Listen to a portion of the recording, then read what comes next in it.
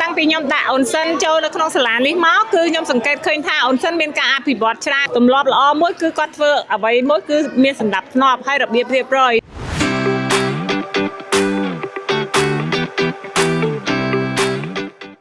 សាលា Pacific មានទីធ្លាធំទូលាយដែលខ្ញុំពេលដែលខ្ញុំចូលមកឆែកមកសាលាដំបងភ្លេងខ្ញុំមានអារម្មណ៍ថាខ្ញុំមានភាពកក់ក្ដៅដែលឲ្យអូនចូលមករៀនខ្ញុំគិតថាគាត់មានសុវត្ថិភាពច្រើនទី2នៅក្នុងថ្នាក់រៀនមានភាពអនាម័យហើយលោកគ្រូអ្នកគ្រូទាំងអស់ដែលគាត់បង្រៀននៅទីនេះគឺគាត់មានការយកចិត្តទុកដាក់ខ្ពស់ទៅលើកុមារទូចមិនថាតែអាកប្បកិរិយាណាមួយរបស់កូននេះគឺគាត់ព្យាយាម take care មានន័យថាគាត់យកចិត្តទុកដាក់ខ្លាំងមែនទែនតាំងពីខ្ញុំដាក់អូនសិនចូលនៅក្នុងសាលានេះមកគឺខ្ញុំសង្កេតឃើញថាអូនសិនមានការអភិវឌ្ឍច្រើនទម្លាប់ល្អមួយគឺគាត់ធ្វើអ្វីមួយគឺមានសណ្ដាប់ធ្នាប់ហើយរបៀបរៀបរយខ្ញុំក៏ណែនាំមេដាទាំងអស់ដែរបើសិនជាជ្រើសរើសសាលាឬក៏នៅជិតសាលា Pacific អាច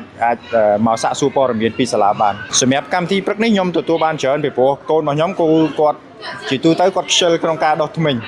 ប៉ុន្តែបន្ទាប់ពីព្រឹកនេះដែលខ្ញុំទទួលបានចំណេះដឹងគឺខ្ញុំនឹងព្យាយាមឲ្យគាត់មាន habit ល្អក្នុងការថែរក្សាសម្អាតធ្មេញហើយកុំឲ្យមានការឈឺធ្មេញដូចពីមុនទៀត